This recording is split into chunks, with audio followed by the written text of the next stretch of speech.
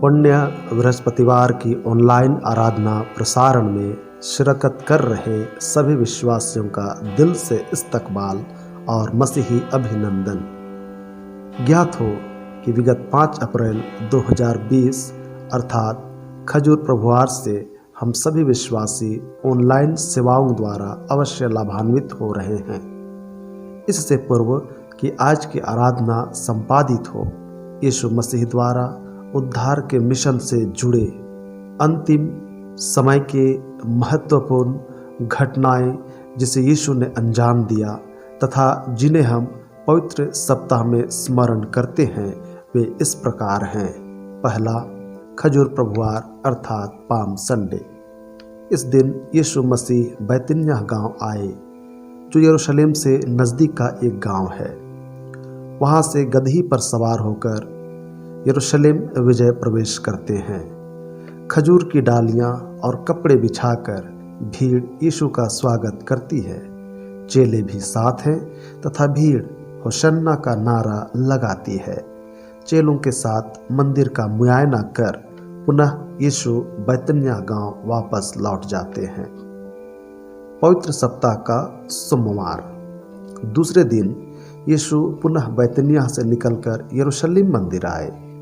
वहां की स्थिति देखकर यीशु बाइबल की बातों का हवाला देते हुए कहा, मेरा घर प्रार्थना का घर कहलाएगा, परंतु तुमने इसे डाकुओं का खोह बना दिया है। यीशु ने मंदिर का परिष्करण किया, मंदिर की महत्ता, गरिमा और शोभा को पुनः स्थापित करने का प्रयास किया। कुल मिलाकर यीशु ने मंदिर में चल रहे करप्शन के खिलाफ सैनिटाइजेशन अभियान का काम किया। पुनः वह नगर के बाहर चला गया। पवित्र सप्ताह का मंगलवार। अगले दिन यीशु यरूशलेम मंदिर में आकर टहलता है।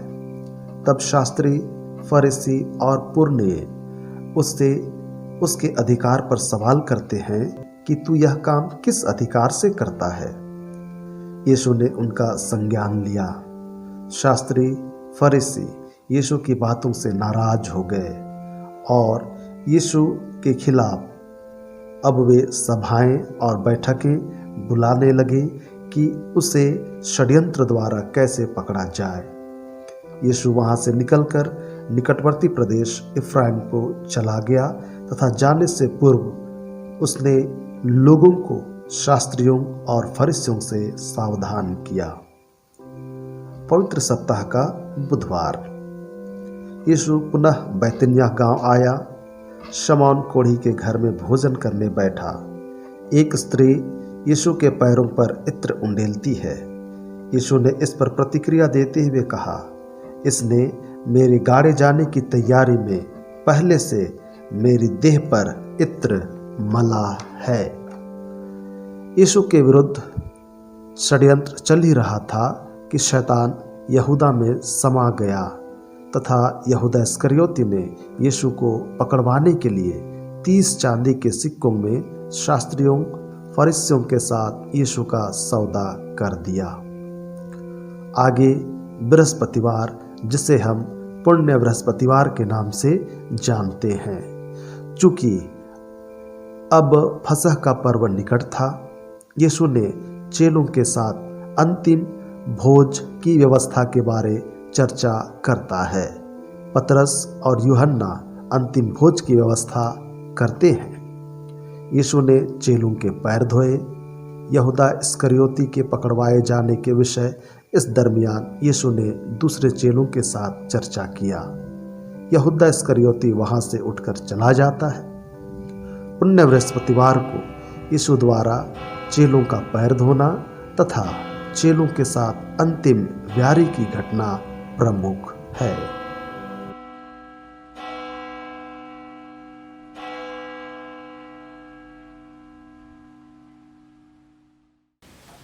यीशु सहाय। प्रिय भाइयों और बहनों, आज बृहस्पतिवार का दिन संध्याकालीन आराधना में हम प्रभु यीशु ख्रिस्ट के अंतिम रात को स्मरण कर रहे हैं। उनके ये अंतिम रात की शुरुआत प्रभु ने भोज से आरंभ किया। जिसको हम फसह का भोज बोलते हैं। और ये भोज तो सदियों से चली आई है, परंतु इस भोजन के बीच ही में प्रभु यीशु ने एक नई भोज की स्थापना की, और जिसे हम प्रभु भोज के रूप में जानते हैं। और इस भोज का अनुष्ठान करने के बाद उन्होंने अंत में यही कहा, मेरी स्मृति में ऐसा ही किया करो। अतः हम प्रभु यीशु के उस बलिदान को याद करने के लिए भोज में शामिल होते हैं। तो आज की आराधना विधि हम प्रभु भोज की विधि जैसी होगी, परंतु गिरजा में जैसा हम अनुष्ठान करते हैं वैसा नहीं, और आपको भी वैसा नहीं होना। परंतु हमारी इच्छा है कि आज हम जो रात्रि भोजन करते हैं आपके पास रहे, और जो विधि के अंत में जब हम अपने रात्रि का भोज खाएंगे तो उस समय उस प्रभु को स्मरण करके खाएंगे कि प्रभु ने आज के दिन अपने शिष्यों के साथ भोजन किया, और हम प्रभु की बातों को स्मरण करके आत्मिक रूप से उसके देह और लहू को हम अपने जीवन में स्वीकार करेंगे। आइए हम प्रार्थना करें। प्रभु जी, हम धन्यवाद देते हैं इस अवसर के लिए जो तूने हमें दिया। हम तुझे याद कर रहे हैं, और तेरे उस विधि के द्वारा, जो प्रभु भोज की विधि तूने हमारे लिए ठहराई, उसके द्वारा हम तुझे आज स्मरण कर रहे हैं। उपस्थिति दे, और अपने नाम के निमित्त अपने आत्मा की प्रेरणा और अगुवाई से हम सबों को स्थिर कर, हमारे प्रभु यीशु ख्रीस्त के द्वारा, आमीन। आइए हम गीत गाएं 83। Hallelujah.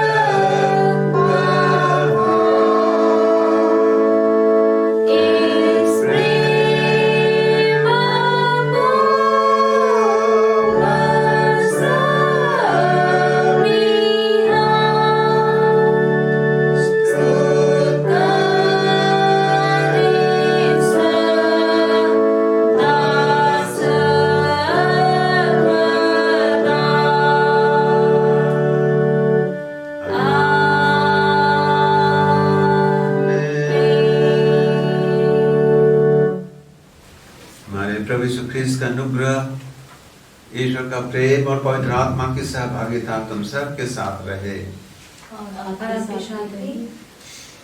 प्रार्थना करें। हे सर्वशक्तिमान परमेश्वर, तेरे सन्मुख सबके हृदय खुले हैं। तू सबकी अभिलाषाओं को जानता है और तुझसे कोई भेद छिपा नहीं।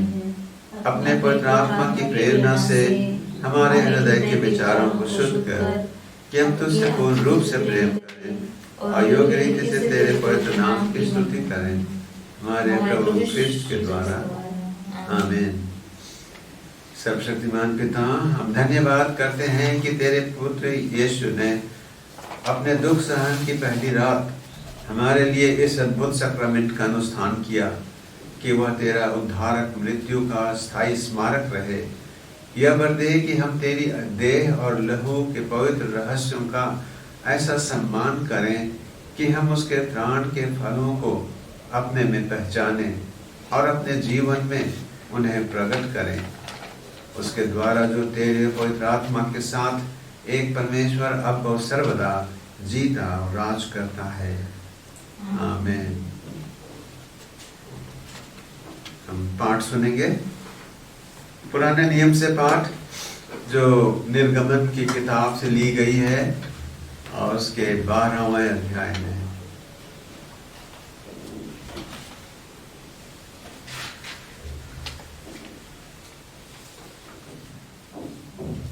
अभी का पहला पाठ है पुराने नियम से निर्गमन 12 उसका 1 से 8 और 11 से 14। निर्गमन 12 1 से 8 फिर 11 से 14। फिर यहोवा ने मिस्र देश में मूसा और हारून से कहा, यह महीना तुम लोगों के लिए आरंभ का ठहरे, अर्थात वर्ष का पहला महीना यही ठहरे।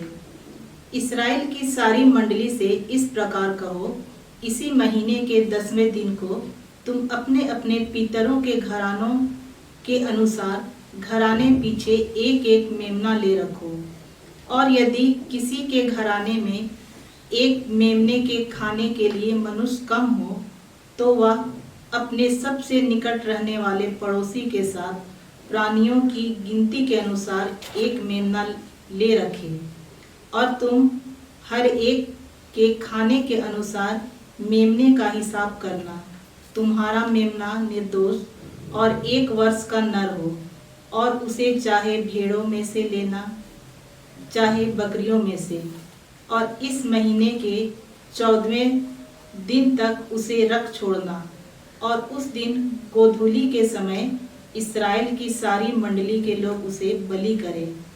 तब वे उसके लहू में से कुछ लेकर जिन घरों में मेमने को खाएंगे, उनके द्वार के दोनों अलंगों और चौखट के सिरे पर लगाएं। और वे उसके मांस को उसी रात आग में भूंजकर अखमीरी रोटी और कड़वे साग पात के साथ खाएं। 11 से। और उसके खाने की यह विधि है, कमर बांधे, पाँव में जूती पहने और हाथ में लाठी लिए हुए उसे फुर्ती से खाना। वह तो यहोवा का पर्व होगा, क्योंकि उस रात को मैं मिस्र देश के बीच में होकर जाऊंगा और मिस्र देश के क्या मनुष्य क्या पशु सबके पहलौठों को मारूंगा। और मिस्र के सारे देवताओं को भी मैं दंड दूंगा। मैं यहोवा हूँ। और जिन घरों में तुम रहोगे, उन पर वह लहू तुम्हारे लिए चिन्ह ठहरेगा। अर्थात मैं उस लहू को देखकर तुमको छोड़ जाऊंगा। और जब मैं मिस्र देश के लोगों को मारूंगा, तब विपत्ति तुम पर ना पड़ेगी और तुम नष्ट ना होगे। और वह दिन तुमको स्मरण दिलाने वाला ठहरेगा, और तुम उसको यहोवा के लिए पर्व करके मानना। वह दिन तुम्हारी पीढ़ियों में सदा की विधि जानकर पर्व माना जाए। यह परमेश्वर का वचन है। परमेश्वर का धन्यवाद हो।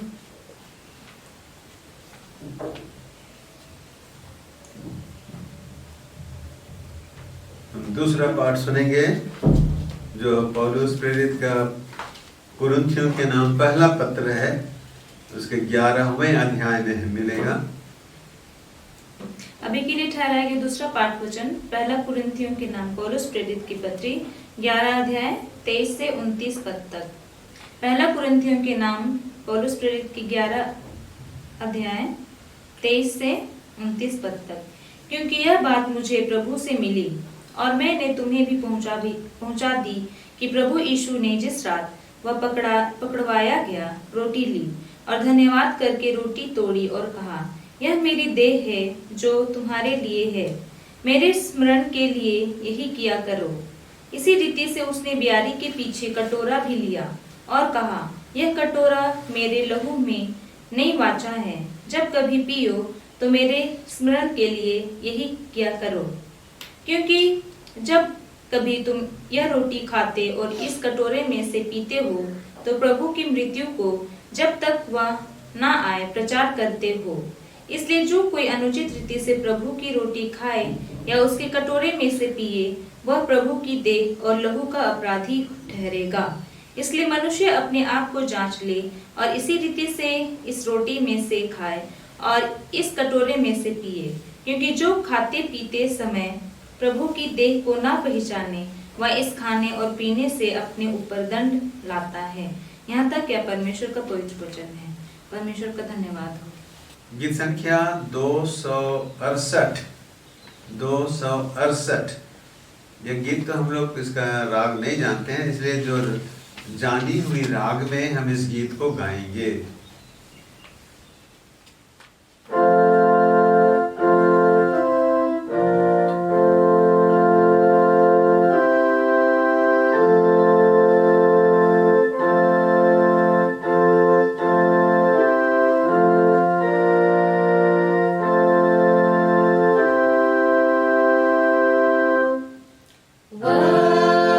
वचन जिससे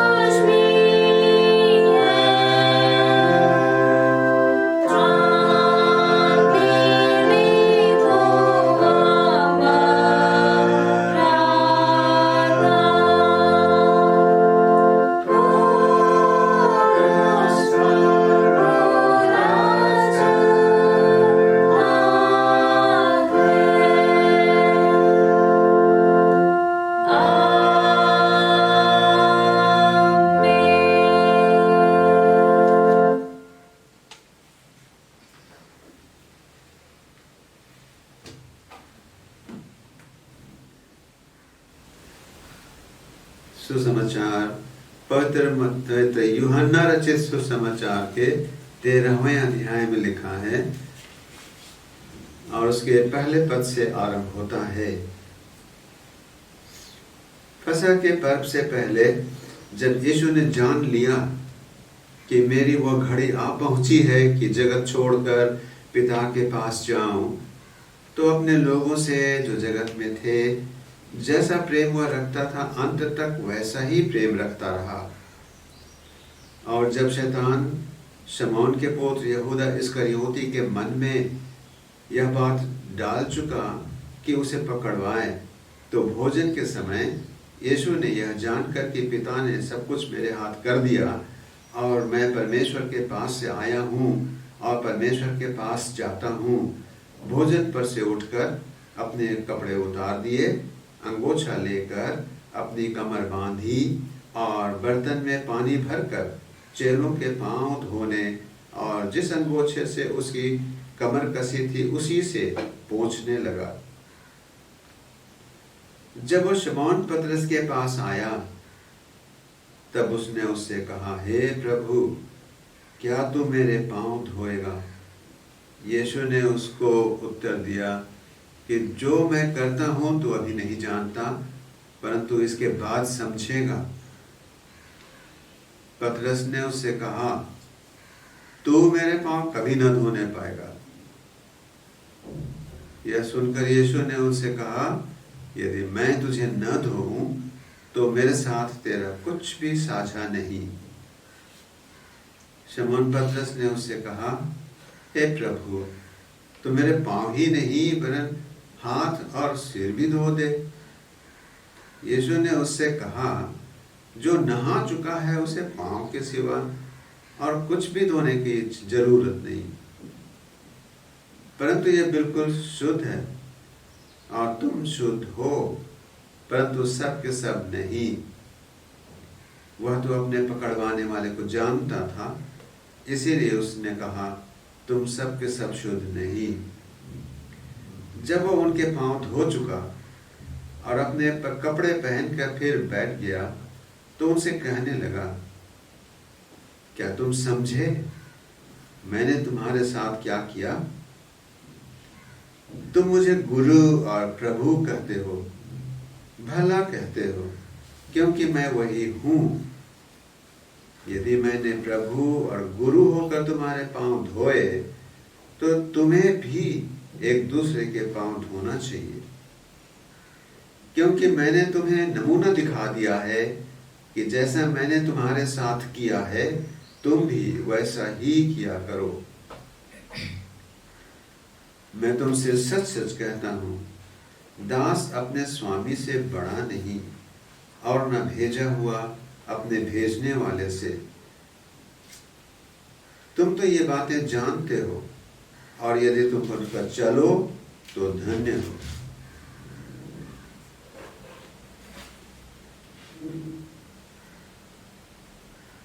हम 31 से पढ़ रहे हैं, फिर उसके बाद पद 31 से 35 तक।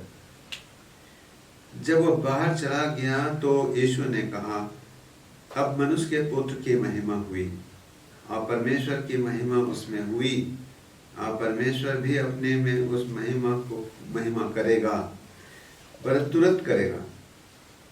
हे बालकों, मैं थोड़ी देर तुम्हारे पास हूँ, फिर तुम मुझे ढूंढोगे और जैसा मैंने यहूदियों से कहा कि जहाँ मैं जाता हूँ वहाँ तुम नहीं आ सकते, वैसा ही मैं तुमसे कहता हूँ। मैं तुम्हें एक नई आज्ञा देता हूँ कि एक दूसरे से प्रेम रखो। जैसा मैंने तुमसे प्रेम रखा है वैसा ही तुम भी एक दूसरे से प्रेम रखो। यदि आपस में प्रेम रखोगे तो इसी से सब जानेंगे कि तुम मेरे चेले हो। यह ख्रिस्त का सुसमाचार है।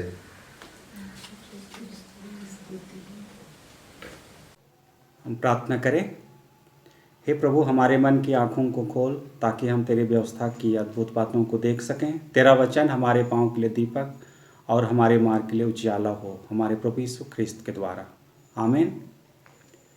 इन दिनों हम महाउपवास काल की ऋतु में हैं और महाउपवास काल का अंतिम सप्ताह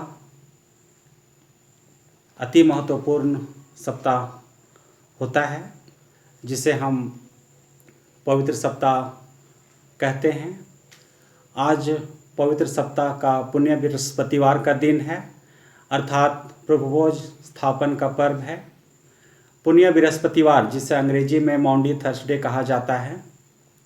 मॉन्डी शब्द लैटिन भाषा से आया है, जिसका अर्थ होता है मैंडेट। मैंडेट का अर्थ है आज्ञा, दायित्व, आवश्यकता इत्यादि। प्रभु यीशु मसीह प्रभु भोज स्थापना कर रोटी और दाखरस के रूप में अपने देह और लहू को खाने पीने के लिए हमें देते हैं। अर्थात प्रभु यीशु मसीह हमें आज्ञा देते हैं, दायित्व देते हैं कि इसे सदा किया करो, या इसे सदा करने की आवश्यकता हमें है। इसी आदेश या दायित्व को पूरा करते हुए हम हर प्रभुवार को या अन्य दिनों की आराधना में प्रभु भोज का अनुष्ठान करते हैं एवं प्रभु यीशु मसीह के देह और लहू को रोटी एवं दाखरस के रूप में खाते और पीते हैं। पुण्य बृहस्पतिवार का दिन हमें यहूदियों के फसह पर्व को स्मरण दिलाता है, जो प्रभु भोज का मूल रूप या आर्कीटाइप है। इसी दिन प्रभु यीशु मसीह ने प्रभु भोज की स्थापना की थी, जिसे हम कई नामों से जानते हैं, जैसे लॉर्ड्स सपर, होली कम्युनियन, होली यूखरिस्ट, पवित्र सहभागिता का भोज, प्रेम भोज इत्यादि। फसह पर्व में मेमना का लहू बहाया जाता था, लेकिन यह मानव जाति के उद्धार के लिए अपर्याप्त था। वचन में लिखा है, क्योंकि अनहोना है कि बकरों के लहू से हमें छुटकारा हो सकता है। परमेश्वर स्वयं अपने पुत्र के बलिदान करने के द्वारा ही लोगों को संपूर्ण छुटकारा दे सकता था। यही केवल एकमात्र उपाय रह गया था। इस बात का ज्ञान प्रभु यीशु मसीह को था कि उसे लोगों के उद्धार के लिए मरना आवश्यक है। जब फसह का पर्व आया तो प्रभु यीशु मसीह ने प्रतीकात्मक रूप से एक निष्कलंक मेमना के रूप में अपने देह और लहू को रोटी और दाखरस के रूप में खाने और पीने के लिए दिया और पशु बलि की प्रथा को सदा के लिए समाप्त कर दिया और मानव जाति के उद्धार के कार्य को पूरा करने के लिए भला शुक्रवार के दिन व्यवहारिक रूप से अपने आप को क्रूस पर बलिदान कर दिया एवं सदा के लिए एक विधि बना दिया और कहा कि मेरे स्मरण के लिए यह सदा किया करो। जब हम प्रभु भोज में संभागी होते हैं तो हम क्या स्मरण करते हैं? प्रभु यीशु मसीह हमें क्या स्मरण करने के लिए कहता है? सबसे पहली बात हम स्मरण करें कि यह एक सर्वश्रेष्ठ आत्म बलिदान है। बहुत सारे लोग अपने जीवन में बहुत सारी बातों के लिए त्याग करते हैं, बलिदान करते हैं। कुछ पाने की आशा में, कुछ अपने उसूलों के लिए त्याग करते हैं, लेकिन यीशु ख्रिस्त ने जो बलिदान किया वह एक महान और सर्वाधिक महत्वपूर्ण बलिदान था। वह बलिदान था मनुष्यों के उद्धार के लिए बलिदान। बहुत सारे लोग यीशु को सिर्फ एक शहीद के रूप में लेते हैं। यदि हम यीशु को सिर्फ एक शहीद के रूप में लेते हैं तो हम उससे और उसके कार्य को छोटा करते हैं।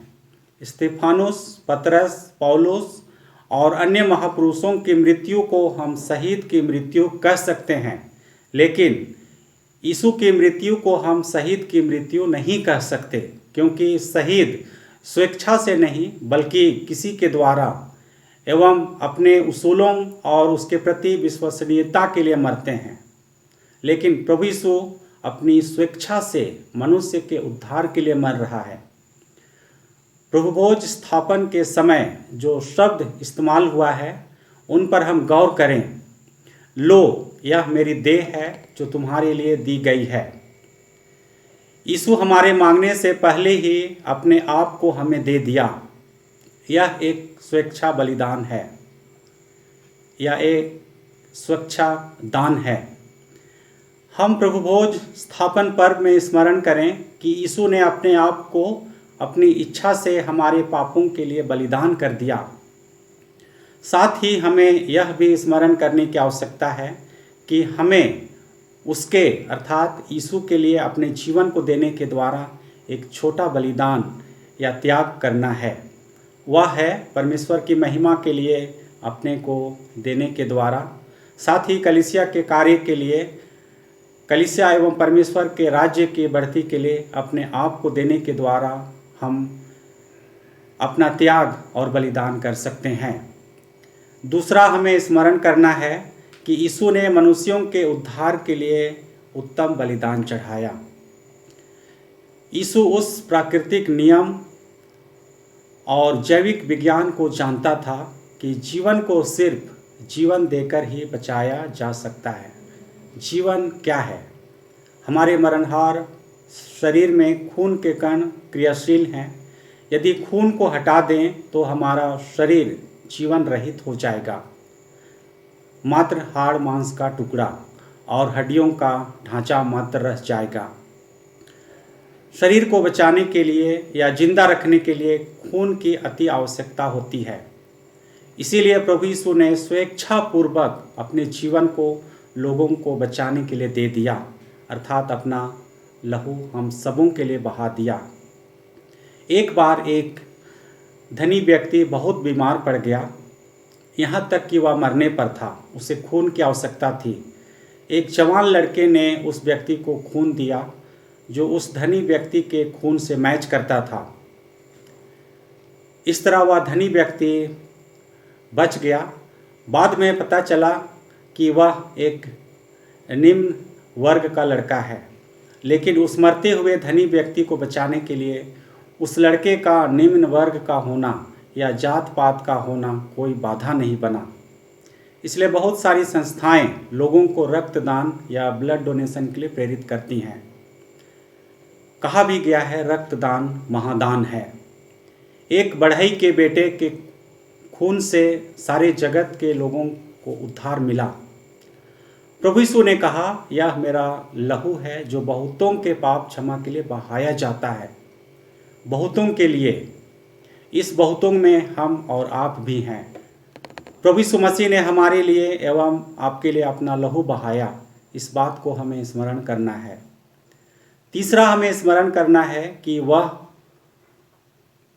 हम सबों के लिए एक संगति और भाईचारे के भोज को स्थापित किया। प्रभु भोज स्थापना के द्वारा प्रभु यीशु ने प्रेम और भाईचारे को स्थापित किया। इसलिए इसे सहभागिता का भोज, प्रेम भोज, संगति का भोज इत्यादि भी कहा जाता है। कहीं कहीं इस दिन प्रेम भोज भी रखा जाता है। प्रारंभिक कलीसिया में हम इसके विषय में चर्चा पाते हैं। वे संगति रखने, शिक्षा पाने, प्रार्थना करने एवं रोटी तोड़ने में लवलीन रहते थे। यह एक ऐसा भोज है जिसमें द्वेष, बैरभाव, घृणा एवं अनबनाव के लिए कोई जगह नहीं होती है और अमीर गरीब, उच्च नीच का भेदभाव हमेशा मिट जाता है और हम सभी एक कटोरे और एक थाली में संभागी होते हैं। इसीलिए प्रभु यीशु ने अपने शिष्यों के पांव धोए और एक आदर्श प्रस्तुत किया तथा अपने शिष्यों को दूसरों से प्रेम करने एवं सेवा करने का पाठ पढ़ाया। इसीलिए उत्तर भारत की कलीसिया में पांव धोने की क्रिया को विशेष स्थान दिया गया है। जब हम इस प्रभुभोज में शामिल होते हैं तो हमें स्मरण रखना है कि एक दूसरे को क्षमा करें, एक दूसरे से बैर भाव मिटाकर एक दूसरे से प्रेम करें, एक दूसरे की सेवा करें। इसीलिए प्रभुभोज की विधि में वचन की सेवकाई एवं प्रभुभोज अनुष्ठान के बीच में शांति अभिवादन को विशेष स्थान दिया गया है, ताकि हम एक दूसरे को प्रेम और शांति का अभिवादन करें एवं एक दूसरे से हाथ मिलाकर मेल मिलाप कर लें। आइए हम प्रभुभोज स्थापना के लिए परमेश्वर पिता को धन्यवाद दें कि उसने अपने इकलौते पुत्र यीशु मसीह को इस संसार में भेजा, जिसने अपने आप को बलिदान कर समस्त मानव जाति को छुड़ाया। साथ ही हम आश्वस्त हों कि जो आज्ञा प्रभु यीशु मसीह ने हमें दी है उसे हम परमेश्वर की महिमा के लिए पूरा करें। परमेश्वर अपने वचन के द्वारा हम सबों को बहुत आयत की आशीष प्रदान करे। अब सर्वशक्तिमान ईश्वर पिता, पुत्र, पवित्र आत्मा की आशीष हम सबों को हो। आमीन। आइए हम अपने विश्वास का अंगीकार करेंगे जैसा नीकिया के विश्वास वचन में है। हम एक परमेश्वर सर्वशक्तिमान पिता पर विश्वास करते हैं। वह स्वर्ग और पृथ्वी का और समस्त दृश्य अदृश्य वस्तुओं का कर्ता है। हम एक प्रभु यीशु ख्रीस्त पर विश्वास करते हैं और परमेश्वर का एकलौता पुत्र सतयुगों से पहले पिता से उत्पन्न, परमेश्वर से परमेश्वर, ज्योति से ज्योति, सत्य परमेश्वर से सत्य परमेश्वर, किरीट नहीं उत्पन्न है। उसका और पिता का तत्व एक है। उसी के द्वारा सब वस्तुएं बनी। हम मनुष्यों के लिए और हमारे उद्धार के निमित्त वह स्वर्ग से उतरा। पवित्र आत्मा की सामर्थ से वह कुमारी मरियम से जन्मा और मनुष्य बना। पंतुस पिलातुस के शासन में वह हमारे लिए क्रूस पर चढ़ाया गया। उन्होंने दुख भोगा, वह मरा और गाड़ा गया। पवित्र शास्त्र कथन के अनुसार वह तीसरे दिन जी उठा। वह सब पर चढ़ गया और पिता की दाहिनी ओर विराजमान है और जीवितों और मृतकों के न्याय के लिए महिमा के साथ फिर आएगा और उसके राज्य का कभी अंत न होगा। हम पवित्र आत्मा पर विश्वास करते हैं। वह प्रभु और जीवन दाता है। वह पिता और पुत्र से निकलता है। पिता और पुत्र के साथ उसकी आराधना और स्तुति की जाती है। वह नबियों के द्वारा बोला। हम एक पवित्र सार्वलौकिक और प्रेरित कलीसिया पर विश्वास करते हैं। हम पापों की क्षमा के लिए एक बपतिस्मे को मांगते हैं। हम मृतकों के पुनरुत्थान की और आने वाले युग के जीवन की प्रतीक्षा करते हैं। आमीन। हम परहित निवेदन के लिए हम एक प्रार्थना में हम बहुत लोगों को स्मरण करेंगे। आइए हम प्रार्थना करें। हम अपनी प्रार्थना में विशेषकर सर्वप्रथम अपने देश के लिए प्रार्थना करें और जितने कष्ट में पड़े हैं उनके लिए, अपने देश के सब अधिकारियों के लिए प्रार्थना करेंगे और जितने कार्य हो रहे हैं उनका। हे सर्वशक्तिमान ईश्वर पिता, तू देखता है प्रभु, तेरी सहायता के बिना हम कुछ नहीं कर सकते। दया से खबर दे कि तेरा पवित्र आत्मा सब बातों में हमारे मनों की प्रेरणा और अगुवाई करे। हम विशेष करके हम अपने देश के सब अधिकारियों के लिए विनती करते हैं। राष्ट्रपति जी, प्रधानमंत्री, राज्यों में राज्यपाल और मुख्यमंत्री जी, और विशेषकर हम अपने झारखंड के मुख्यमंत्री हेमंत के लिए विनती करते हैं और इनके अधीनस्थ जितने कार्यरत हैं, जो ऐसे संकट के समय में जो विशेष सेवकाई दे रहे हैं, प्रभु हम उन सबको तेरे सामने याद कर रहे हैं। सब doctors, nurses, law and order के सब, पुलिस डिपार्टमेंट, और हम तेरे कलीसिया के लिए भी प्रार्थना करते हैं। प्रभु सब पर दया कर कि तेरे लोग दीन होकर तेरे सामने अर्पण करें अपनी प्रार्थनाएं,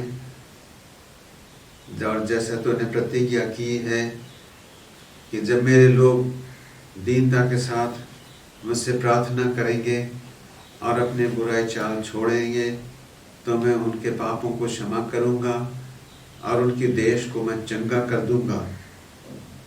हे प्रभु, हमारे अपराधों को क्षमा करके अपने लोगों की प्रार्थना दया से सुन ले और हमारे देश से इस संकट को टल दे, ताकि हम चंगे होकर तेरी सेवकाई योग्य रीति से कर पाए। और हे पिता, देश के सब अन्य कार्यकर्ताओं को भी हम तेरे सामने अर्पण करते हैं। सब पर कृपा कर, सबको आशीष दे, सबको अपने पवित्र आत्मा के द्वारा सहायता कर। आज और सर्वदा तू ही हम सबों का रक्षक और अगुआ बना रहा, हमारे प्रभु यीशु ख्रिस्ट के द्वारा, आमीन।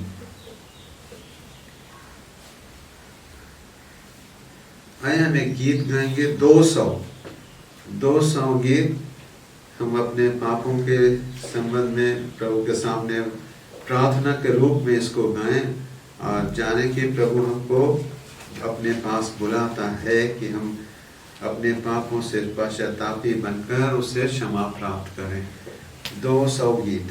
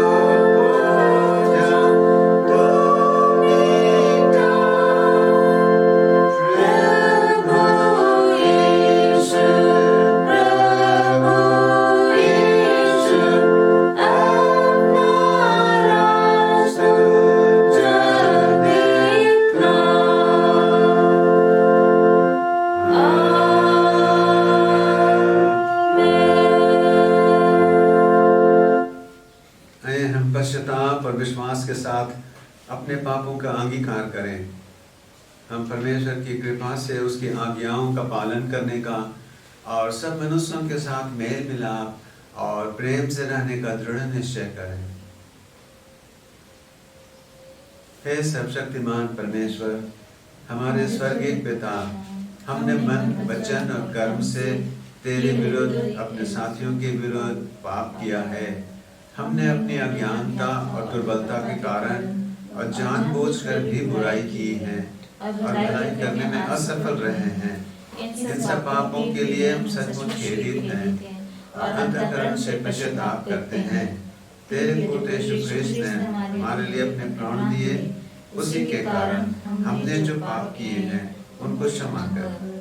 या बंदे ये भविष्य में हम सदा जीवन पाकर सदा की सेवा करें ताकि आपके पवित्र नाम की महिमा हो। आमीन। सर्वशक्तिमान परमेश्वर हम सबों पर क्षमा कर, हम सबको क्षमा करे, हमारे पापों को क्षमा करे, हमें उनसे छुटकारा दे, सब भले कामों में हमें स्थिर और सबल करे और अनंत जीवन तक बनाए रखे। आमीन। परमेश्वर का धन्यवाद। हम इस समय पवित्र संस्कार की स्थापना के वचन को ध्यान से सुने जो संत पौलुस ने कुरिन्थियों की पहली पत्री में लिखा है। आज का ये विशेष बात है कि हम प्रभु के भोज को हम स्मरण कर रहे हैं। हम अपने घरों में हैं, हम इन बातों को इन वचन पर हम ध्यान दें और फिर हम आगे बढ़ेंगे। जो परंपरा मैंने तुम्हें सौंपी है वह मुझे प्रभु से प्राप्त हुई थी। जिस रात प्रभु यीशु पकड़वाया गया उसने रोटी ली, धन्यवाद देकर तोड़ी और कहा, यह मेरी देह है जो तुम्हारे लिए है, मेरी स्मृति में यह किया करो। इसी प्रकार भोजन के पश्चात यीशु ने कटोरा लिया और कहा, यह कटोरा मेरे रक्त द्वारा स्थापित नई वाचा है। जब कभी पियो तो मेरी स्मृति में यह किया करो। अतः जब कभी तुम यह रोटी खाते और कटोरे से पीते हो तब प्रभु के आने तक उसकी मृत्यु की घोषणा करते हो। गीत गाएंगे 249 गीत।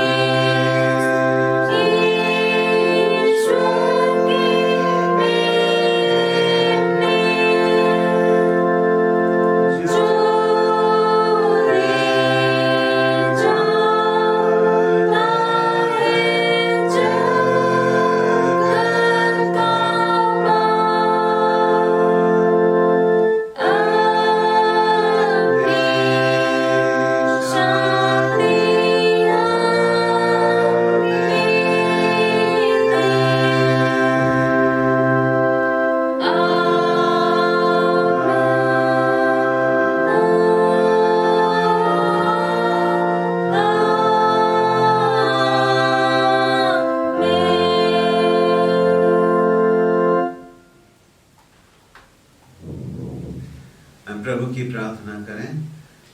हे हमारे पिता, तू जो स्वर्ग में है, तेरा नाम पवित्र माना जाए, तेरा राज्य आए, तेरी इच्छा जैसे स्वर्ग में पूरी होती है वैसे पृथ्वी पर भी हो। हमारे दिन भर की रोटी आज हमें दे, हमारे अपराधों को क्षमा कर जैसे हमने अपने अपराधियों को क्षमा किया है, और हमेशा में ना डाल, परंतु बुराई से बचा, क्योंकि राज्य, सामर्थ, महिमा युग तेरी ही है। आमीन। सर्वशक्तिमान ईश्वर पिता, सब वस्तुएं तेरी ही ओर से आती हैं और जो कुछ हम पाते हैं उसके प्रति इसलिए हम तेरे प्रति कृतज्ञ हैं। जो भोजन वस्तु हमारे सामने धरी हैं प्रभु, इन पर आशीष दे, ताकि उनको भोजन करते समय हम तेरे उस रात को स्मरण करें जो तूने अपने शिष्यों के साथ बैठकर खाया। जब हम अपना भोजन परिवार में कर रहे हैं प्रभु, तू हमारे संग उपस्थित है और तू हमारे सब बातों को सुनता और हम पर ध्यान करता रहता है। आशीष दे कि तेरी उपस्थिति में हम ये भोजन खाते हैं और ताकि इसके द्वारा तेरे द्वारा हम आशीषित हों। हम उनके लिए प्रार्थना करते हैं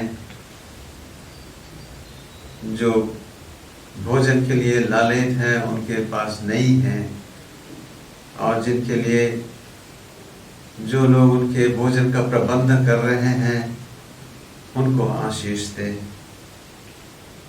हे प्रभु, तो दयालु और करुणामय परमेश्वर है। हम धन्यवाद देते हैं कि तू सब पर कृपा करता है। आज और सर्वदा तेरी उपस्थिति हमारे संग बनी रहे, हमारे प्रभु यीशु ख्रिस्ट के द्वारा।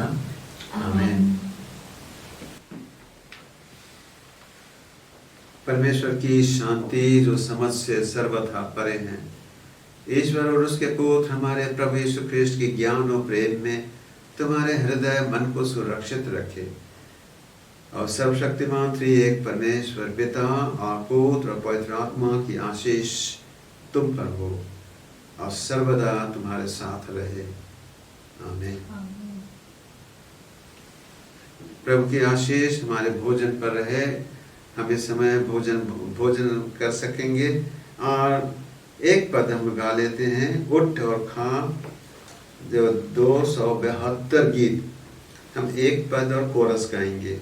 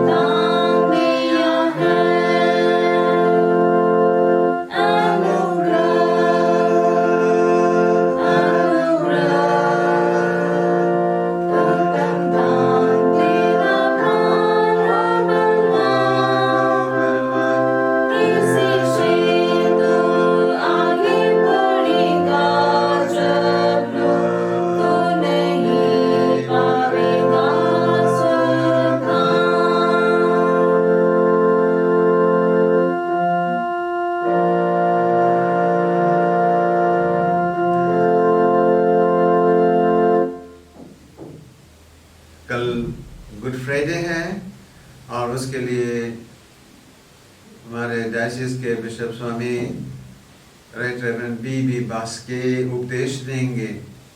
तो हम 9 बजे से आरंभ करेंगे और आशा है आप उसमें शरीक हो पाएंगे।